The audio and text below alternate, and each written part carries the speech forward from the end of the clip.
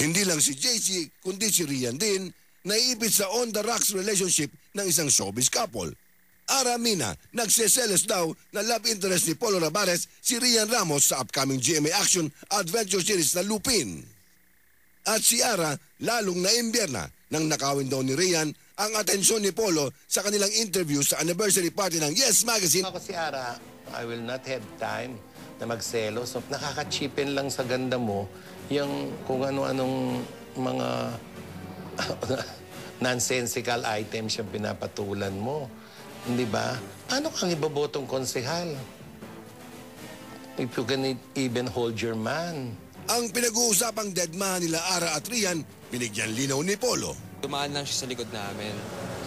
Tapos meron lang parang may ano lang, short talks lang kami ni Rian. Pero parang nagtanong lang ata ako kung ano oras siya na-pack up sa taping. Parang something like that.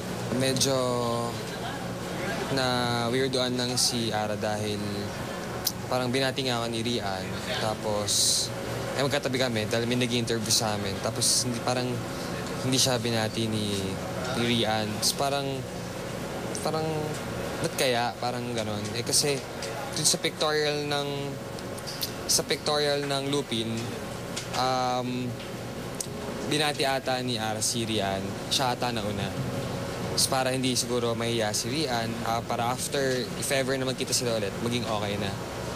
Bunsod ng insidente, nagpaliwanag ang teen actress. Yung masasabi ko lang po, first of all, I'm really sorry I made you feel that way. That wasn't my intention talaga. Sana maging okay naman tayo sa work kasi we work together pa naman. We're having a show. I'm gonna see you more often and I know we're gonna get along naman, I'm sure.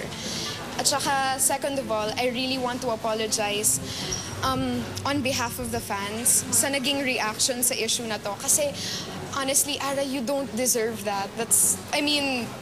I wouldn't want that to happen to myself. Kaya, yun, sana po sa lahat ng fans, sa lahat ng nakakabasa ng issue, nakakarinig about this, sana matapos na.